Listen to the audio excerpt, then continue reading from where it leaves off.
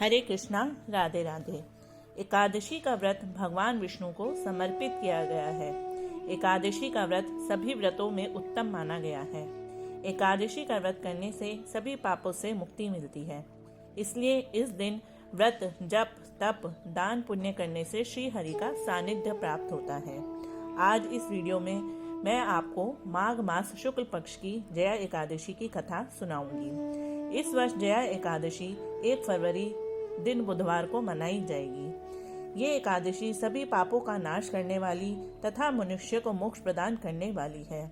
इस व्रत को करने से मनुष्य को प्रेत योनि में नहीं जाना पड़ता। माघ मास शुक्ल पक्ष की जया एकादशी का महात्म। युधिष्ठिर ने पूछा, भगवान, आपने माघ मास के कृष्ण पक्ष की षटतिला एकादशी का वर्णन किया।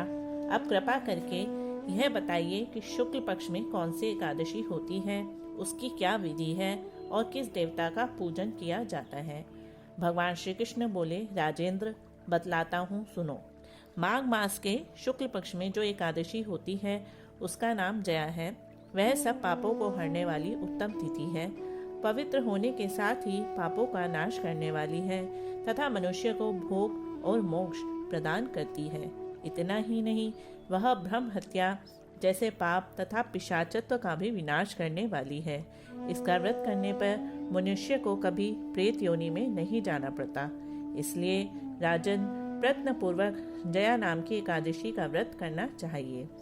एक समय की बात है, स्वर्ग लोक में देवराज इंद्र राज्य करते थे। देवगण पारिजात वृक्षों से भरे हुए नंदन वन में अप्सराओं के साथ विहार कर रहे थे। 50 करोड़ गंधर्वों के नायक देवराज इंद्र ने स्वेच्छा अनुसार वन में विहार करते हुए बड़े हर्ष के साथ नृत्य का आयोजन किया।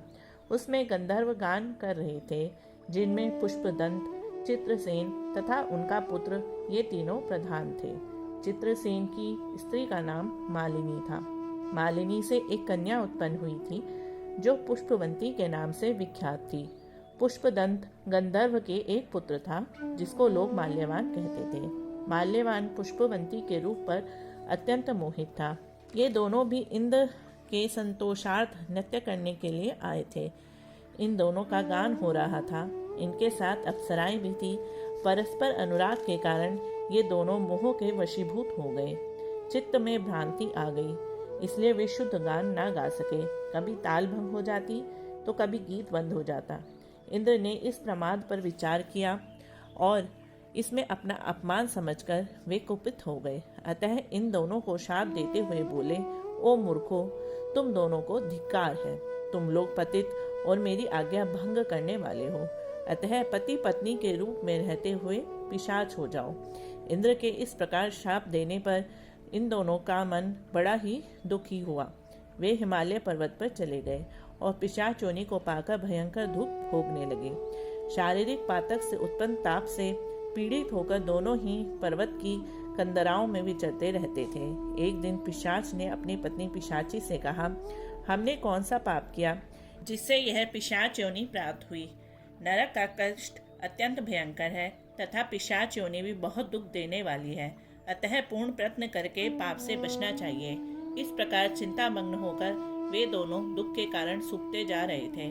दैव योग से उन्हें माघ मास की एकादशी तिथि प्राप्त हो गई।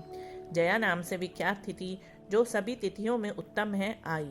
उस दिन उन दोनों ने सब प्रकार के आहार त्याग दिए। जलपान तक नहीं किया।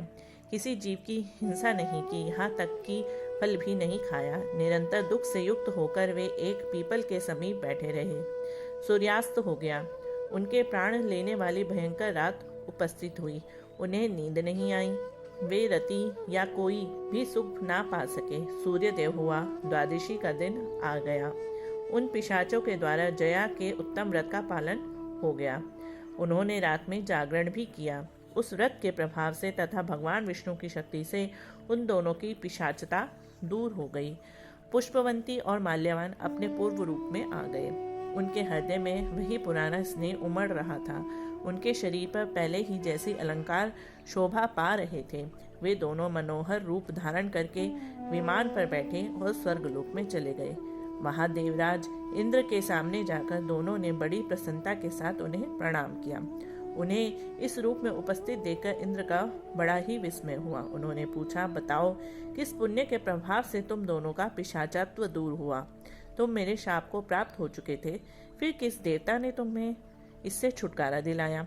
माल्यवान बोला, स्वामिन, भगवान वासुदेव की कृपा तथा जया नाम की एकादशी के व्रत से हमारी पिशाचता दूर हुई है। इंद्र ने कहा, तो अब तुम दोनों मेरे कहने पर से सुधा पान करो। जो लोग एकादशी के व्रत में तत्पर और भगवान श्री कृष्ण के शरणागत होते हैं, वे हमारे भी पूजनीय होते हैं। भगवान श्री कृष्ण कहते हैं, राजन, इसी कारण एकादशी का व्रत करना चाहिए। निपश्रेष्ठ जया ब्रह्म हत्या का पाप भी दूर करने वाली है। जिसने जया का व्रत किया, उसने सब प्रकार के दान दे दिए और संपूर्ण यज्ञों का अनुष्ठान कर लिया है। इस प्रकार इस महात्म को पढ़ने और सुनने से अग्नि अष्टोम यज्ञ का भी फल प्राप्त होता है। जय हो एकादशी महात्म की जय।